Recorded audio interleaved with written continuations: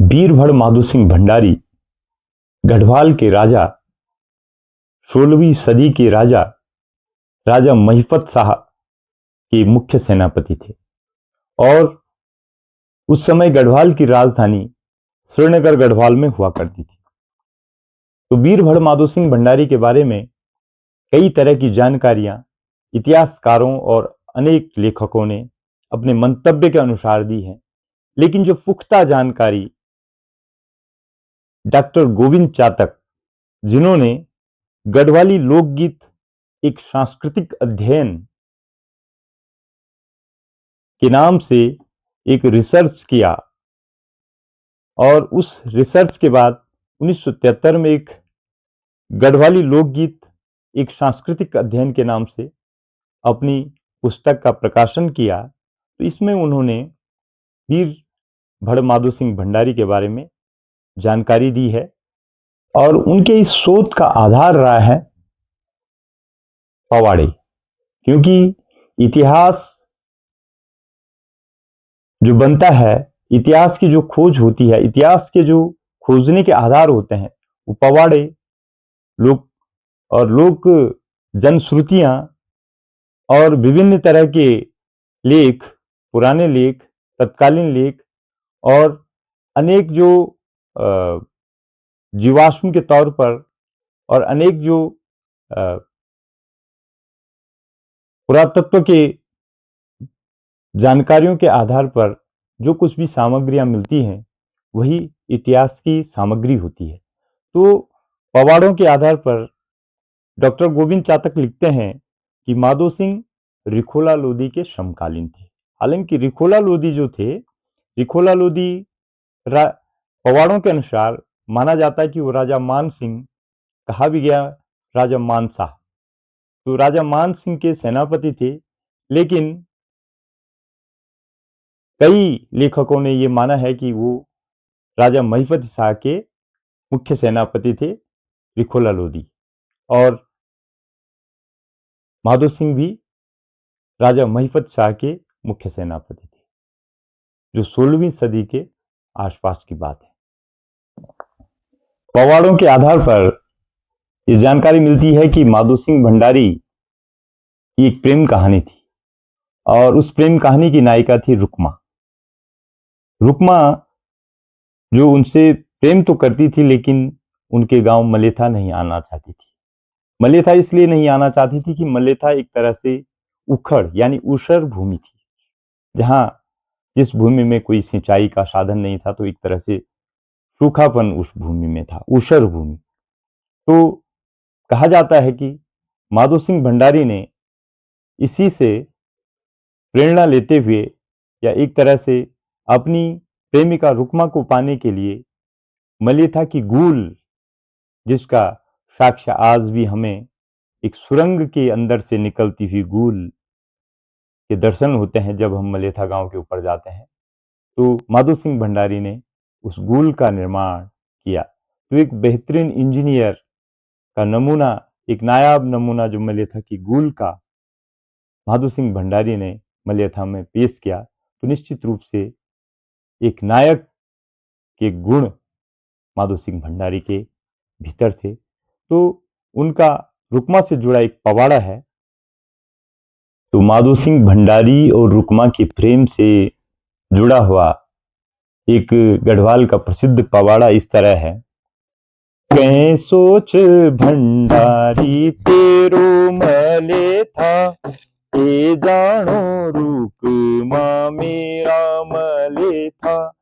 भैंसों का खरक मेरा मलेथा, घाड़ों का घमड़ाट मेरा मलेथा, बकरों का तांदू मेरा मलेथा, हे जान रुक्मा मेरा मलेथा, कै सोच भंडारी तेरो मलेथा, कै सोच भंडारी तेरो मलेथा, पाड़िंगे की बाड़ी मेरा मलेथा, लसणे की क्यारी मेरा मलेथा, बांधू का लशक मेरा मले था, बैलू की ठसक मेरा मले था, के जाणू रूप माँ मेरा मले था, कै सोच भंडारी तेरो मले था। तो पवाड़ों के अनुसार वीरभड़ माधो सिंह का इतिहास डॉक्टर गोविंद चातक ने कुछ इस तरह से लिखा कि वीरभड़ माधो सिंह भंडारी जो कई बार तिब्बत की लड़ाइयां लड़ते हुए और वहां मुनारेबंदी तक कराते हैं, और तिब्बत में मुनारेबंदी का यह अर्थ हुआ कि जो आज भारत और चीन की सीमा पर मैकमोहन रेखा के नाम से जानी जाती है, अधिकृत रूप से बाद में उन्हीं मुनारों को सीमा माना गया और दोनों देशों के बीच इन्हीं मुनारों पर सीमा बनी। कहा यह जाता है कि माधो सिंह भंडारी ने रामपुर बुशर के राजा उदय सिंह अथवा बिज्जा सिंह की सेना से भी उनका सामना हुआ, उन्होंने कई लड़ाइयां लड़ी। तिब्बत के युद्ध में यह माना जाता है कि उनका स्वास्थ्य लगातार वो बीमार होते चले गए और वो इस तरह से बीमार हुए कि उन्होंने अपनी सेना से कहा कि यदि वो बीमार होने के बाद उनकी मृत्यु हो जाती है तो उनका शव तेल की कड़ाई में भूनकर किसी बक्से के अंदर रखा जाए और दुश्मन सेना से ये राज को छुपाया जाए कि माधो सिंह भंडारी की मृत्यु हो गई है, ताकि दुश्मन सेना में एक तरह का भय बना रहे। और गोविंद चातक लिखते हैं कि उनकी मृत्यु बीमार होने के कारण तिब्बत युद्ध के दौरान हो गई थी। अब ये कहा जा सकता है, ये माना जा सकता है कि जो एगाश का पर्व मनाया जाता है, एगाश का पर्व जो माधो सिंह भंडारी के साथ जो सेना गढ़वाल के राजा महिपत शाह की ओर से भेजी गई थी, उस सेना ने यह शुभ समाचार दिवाली के 11 दिन बाद सुनाया कि तिब्बत पर उनकी विजय हो गई है। तो यह माना गया कि माधो सिंह भंडारी जीवित आकर के अपने रियासत और अपने गढ़वाल में वापस लौटेंगे। तो इस खुशी में एगाश का पर्व मनाया गया। लेकिन ये पवाड़ा हमको ये जानकारी देता है कि माधो सिंह भंडारी की मां जिस तरह से कि 12 ऐन बग वाली माधो सिंह, 16 ऐन सराद माधो सिंह, मेरु माधो नी आई माधो सिंह। तो इस तरह का पवाड़ा ये दर्शाता है कि माधो सिंह भंडारी सच में तिब्बत के युद्ध में मृत्यु हो गई थी। और ये जो जानकारी हमें मिली ये डॉक्टर गोविंद चातक के इतिहास से मिली। एक पुस्तक गढ़वाल की दिवंगत विभूतियां, उसमें इस पवाड़े को उद्धृत करते हुए कहा गया है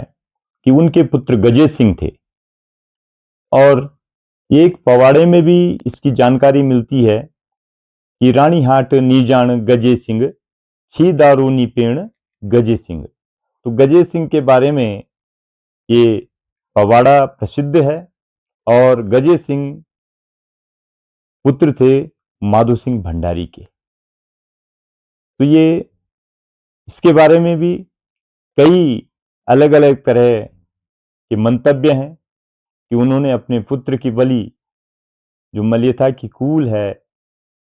उस पर, उस कूल को बनाने के लिए दे दी थी। लेकिन जो डॉक्टर गोविंद चातक का इतिहास रिसर्च के बाद सामने आया उसमें कहीं भी इस तरह की जानकारी नहीं है। तो जो जानकारी पूरी आधिकारिक जानकारी रिसर्च के बाद डॉक्टर गोविंद चातक की ओर से है मैंने रखने का प्रयास किया। हो सकता है कई और भी जानकारी अन्य अन्य लेखकों और इतिहासकारों ने दी, क्योंकि इतिहास है, इतिहास को एक तरह से सिरे से नकारा नहीं जा सकता है, लेकिन इसमें लगातार और लगातार शोध होने की गुंजाइशें रहती हैं। तो इसलिए इस पर शोध किया जाना चाहिए और कई विश्वविद्यालयों को, विश्वविद्यालय की जो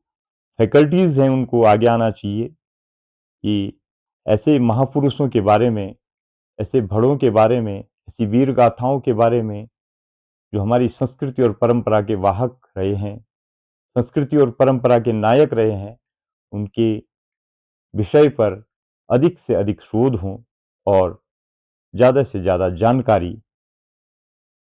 हमारे समाज के सामने आए। तो आप सभी को पुनः एगास पर्व की ढेर सारी शुभकामनाएं। धन्यवाद।